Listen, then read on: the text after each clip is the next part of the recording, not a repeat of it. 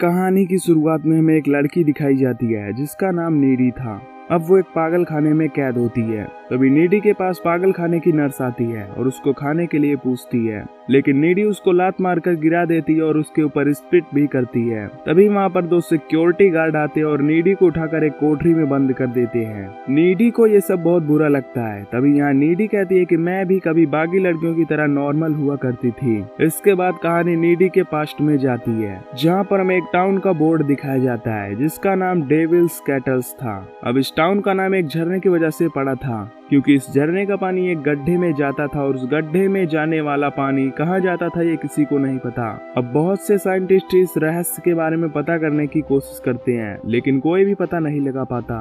अगले सीन में हम जेनिफर नाम की एक लड़की को उसके कॉलेज में देखते हैं और जेनिफर अपने कॉलेज की सबसे सुंदर लड़की थी और नीडी इसके बिल्कुल उल्टी थी, जो कि जेनिफर की बेस्ट फ्रेंड थी। अब यहाँ पर नीडी का एक बॉयफ्रेंड चिप भी होता है, लेकिन नीडी अपने बॉयफ्रेंड से ज्यादा वक्त अपने दोस्त जेनिफर के साथ बिताती थी। अब एक रात जेनिफर नीडी से नाइट पार्टी में जाने के लिए कहती है और नीडी इस पर हाँ कर देती है, पर चिप को ऐसा बॉयफ्रेंड ये बात बिल्कुल भी अच्छी नहीं लगती। कुछ ही देर बाद दोनों क्लब में आ जाते हैं और क्लब के अंदर वो कुछ लोगों से मिलती है और तभी जेनिफर की मुलाकात एक लड़के से होती है जो एक क्लब में सिंगिंग करता था। इसका नाम निकोलाई था। जेनिफर उससे बातें करने लगती है और उससे ड्रिंक के लिए पूछती है। निकोलाई उससे ड्रिंक के लिए हाँ कर देता है और जैसे ही जेनिफर ड्रिंक के लिए जाती है कि तभी निकोलाई जेनिफर के बारे में कुछ बातें करता है जिसे कि नीडी सुन लेती है और नीडी को ये सब बातें बिल्कुल भी पसंद नहीं आती और वो ये सब बातें जेनिफर को भी बताती है, लेकिन जेनिफर उसकी बातों पर बिल्कुल भी ध्यान नहीं देती और जेनिफर उसका बैंड परफॉर्मेंस देखने के लिए चली जाती है। अब परफॉर्मेंस शुरू होने के कुछ देर बाद अचानक क्लब में आग लग जाती है, जिससे भगदड़ मच जाती है और सभी लोग वहां से भागने लगते हैं। नीडी और जेनिफर भी वहां की एक वॉशरूम की विंडो को तोड़कर बाहर निकल आती हैं और देखती हैं कि पूरा क्लब आग में झुलस रहा है और लोग चीख रहे हैं। इस घटना में बहुत से लोग मारे जाते हैं। यहाँ पर इन्हें निकोलाई मिलता है जो कि जेनिफर को अपने साथ चलने के लिए बोलता है, लेकिन नीडी इन सब बातों के लिए जेनिफर को मना करती है और जेनिफर जाने के लिए हाँ कर देती है। अब जेनिफर निकोलाई के साथ जाने लगती है और नीडी को यह बात बिल्कुल भी अच्छी नहीं लगती कि वो कुछ स्ट्रेंज बैंड क्लब के लोगों के साथ जा रही है। नीडी को निकोलाई पर बिल्कुल भी भरोसा नहीं था।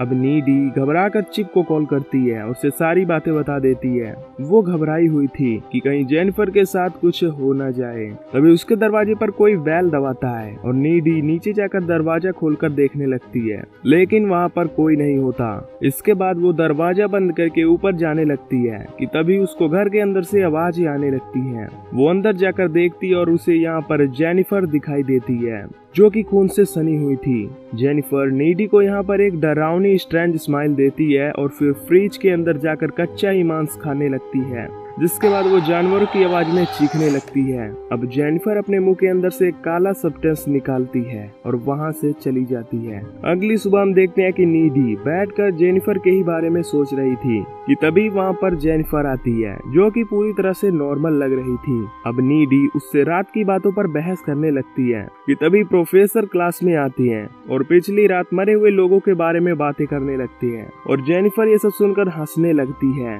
पर नीडी को ये सब बहुत अजीब लगता है। नीडी जेनिफर की अजीब हरकतों के बारे में चिप को बताती है। तभी हम ये देखते हैं कि स्कूल की फुटबॉल टीम का कैप्टन जोनस ग्राउंड में खड़ा हुआ था जो कि अपने दोस्तों की मौत से बहुत ज्यादा दुखी था। तभी जेनिफर उसके पास आती है और अपनी बातों में फंसाकर उसको जंगल में ले जाती है और जंगल में जाकर जेनिफर जोनस के साथ इंटीमेट होने लगती है और जंगल के बहुत सारे जानवर आकर उनको देखने लगते हैं। जोनस को ये सब थोड़ा अजीब लग रहा था और तभी जेनिफर का मुंह किसी जानवर की तरह खुल जाता है और वो जोनस को मार डालती है। अब जोनस की चीख सुनकर प्रोफेसर वहां पर आते हैं और जोनस की लाश को देखकर डर जाते हैं, जिसके बाद वो पुलिस को इन्फॉर्म करते हैं। अब रात के वक्त नीडी और जेनिफर फोन पर बातें कर रहे होते हैं और नीडी जेनिफर से कहती है कि मैं इस टाउन में हो रही इन चीजों से बहुत परेशान हूँ, लेकिन जेनिफर को इससे कुछ भी फर्क नहीं पड़ता। यहाँ जेनिफर एक लाइटर जलाकर अपनी जीप पर भी लगाती है, लेकिन जेनिफर को कुछ नहीं होता, जिससे हम समझ पाते हैं कि जेनिफर के साथ कुछ तो बुरा हुआ है।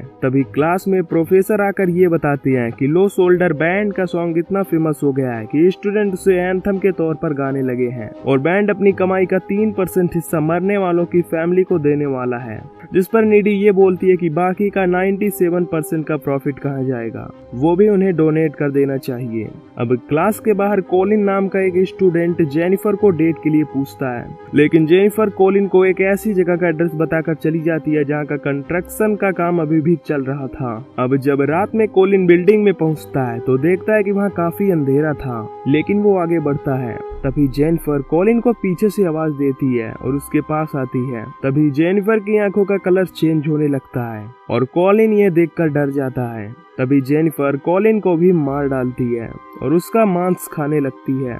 दूसरी तरफ हम नीडी को देखते हैं जो कि अपने बॉयफ्रेंड के साथ इंटीमेट हो रही होती है। तभी उसको जेनिफर के विजन आने लगती हैं, जिनसे वो काफी डर जाती है और वहां से चली जाती है। अब जैसे ही वो कार लेकर निकलती है तो रास्ते में उसको जेनिफर दिखाई देती है, जो उसकी कार पर जंप कर देती है। नीडी इन सब चीजों से काफी ज्यादा डर जाती है और घर आकर वो रोने लगती है। इसके बाद वो जैसे अपने रूम में जाती है तो देखती है कि जेनिफर वहीं पर है। अब जेनिफर नीडी के करीब आने की कोशिश करती है, पर नीडी जेनिफर के इस बिहेवियर से काफी ज्यादा डर गई थी। इस सब के बाद जेनिफर उसको उस रात की सारी बातें बताती है जिस रात क्लब में आग लगी थी। अब यहाँ पर हमें पता चलता है कि असल में निकोलाई और उसका बैंड जेनिफर को उस रात झरने के पास लेकर गए थे, जहाँ पर वो अपने बैंड के सक्सेस के लिए जेनिफर को मारने वाले थे, यानी कि उसकी बलि देने वाले थे शैतान को। अब निकोलाई यहाँ जेनिफर से ये पूछता है कि क्या तुम वर्जिन हो। अब जेनिफर यहाँ डर के मारे झूठ बोल देती है कि हाँ वो अभी वर्जिन है। इसके बाद निकोलाई जेनिफर को चाकू से स्टैब करके मार डालता है और अपना रिचुअल कंप्लीट कर देता है, पर जेनिफर के वर्जिन ना होने की वजह से वो फिर से जिंदा हो जाती है और अब डेविल ने उसकी बॉडी पर कब्जा कर लिया था और उसके अंदर इविल पावर्स भी आ गई थी। अब असल में निकोलाई का ये रिचुअल पूरा तो हो गया था, जिस वजह से कामयाबी और शोहरत इनके कदम चूमने वाली थी, लेकिन रिचुअल में सिर्फ एक ही गलती थी कि जेनिफर वर्जिन नहीं थी, इसीलिए उसके मरने के बजाय उसके अंदर इविल पावर्स आ गई थी। और शुरुआत में जब जेनिफर नीडी के घर आई थी तो वो कच्चा मांस खा रही थी, लेकिन असल में जेनिफर नीडी को ही मारने आई थी। लेकिन नीडी को वो इसलिए नहीं मारती क्योंकि वो जेनिफर की बेस्ट फ्रेंड थी और कच्चा मांस खाकर ही वो वहां से चली जाती है। अब ये सब बातें बताते हुए जेनिफर अपने हाथ पर एक कट लगाकर दिखाती है, जो तुरंत हील हो जाता है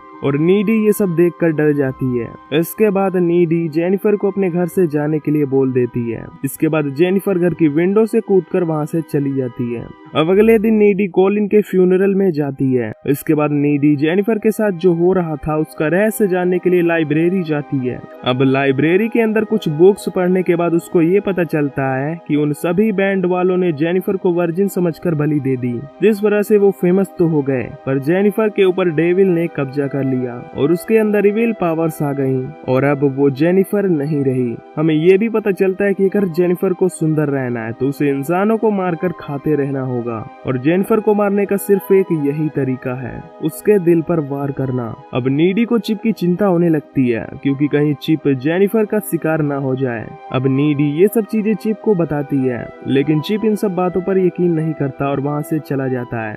अब सभी लोग स्कूल की डांस पार्टी के लिए तैयार हो रहे थे। अब नीडी फंक्शन में पहुंचकर चिप का वेट करने लगती है और चिप पैदल पैदल डांस पार्टी के लिए जा रहा था, लेकिन तभी जेनिफर उसको रास्ते में रोक लेती है और नीडी के बारे में उसे बहुत गलत बातें बताने लगती है। वो ये कहती है कि नीडी तुम्हें चीट कर रही है। इन्हीं बातों में वो चिप को सिड्यूस करने लगती है और उसे लेकर एक अबैंडन जगह आ जाती है। दूसरी तरफ नीडी को एहसास होता है कि शायद जेनिफर चिप को नुकसान पहुंचाने वाली है, इसीलिए परेशान होकर वो चिप को ढूंढने के लिए निकल जाती है क्योंकि वो अभी तक डांस पार्टी के लिए नहीं पहुंचा था। इधर जेनिफर चिप को बहकाती है, पर चिप को ये सब अच्छा नहीं लग रहा था क्योंकि वो नीडी से बहुत प्यार करता था। अब जेनिफर चिप को पानी में गिराकर मारने लगती है। तभी वहां पर नीडी पहुंच जाती है, जिसके बाद जेनिफर उन दोनों पर अटैक कर देती है, जिससे चिप की वहीं पर मौत हो जाती है। इसके बाद जेनिफर वहां से भाग जाती है। नीडी को चिप की मौत से बहुत दुख होता है और वो रोने लगती है। अगले सीन में नीडी जेनिफर के घर में जाकर उस पर हमला करने लगती है और दोनों के बीच काफी लड़ाई होती है और इस दौरान जेनिफर नीडी के शोल्डर पर काट लेती है। अब यहाँ पर नीडी जेनिफर के गले से BFF का नेकलेस निकालती है, जिसके बाद वो जेनिफर को मार डालती है और जेनिफर की मौत हो जाती है। अब इन सभी चीजों को जेनिफर की माँ देख लेती है और नीडी को खून के इल्जाम में सजा हो जाती है। अब मूवी प्रेजेंट टाइम में आती है, जहाँ पर हम ये देखते हैं कि लड़ाई के दौरान जेनिफर ने नीडी को बाइट कर लिया था जिस वजह से अब जेनिफर की पावर नीडी को मिल जाती है और नीडी अपनी इन पावर्स का इस्तेमाल करके इस पागल खाने से भाग जाती है और झरने के पास जाकर वो उस चाकू को उठाती है जिससे निकोलाई ने जेनिफर को मारा था। अब हमें वही बैंड दिखाया जाता है जो अमीर और फेमस हो गया है और काफी लग्जरीज लाइफ जी रहा है। लेकिन अगले ही सीन में हम ये देखते हैं कि उन सभी को किसी ने मार दिया है और आखिरी सीन सीसीटीवी फुटेज का होता है जहाँ पर यह दिखाया जाता है कि नीडी ने ही उन सबको मारा है और यहीं पर ये मूवी खत्म हो जाती है। तो दोस्तों, अगर आपको ये एक्सप्लेनेशन वीडियो पसंद आई हो तो वीडियो को लाइक और चैनल को सब्सक्राइब कर लेना। बाकी मैं मिलूंगा आपसे अगली वीडियो में। Till then take care, love you, bye bye.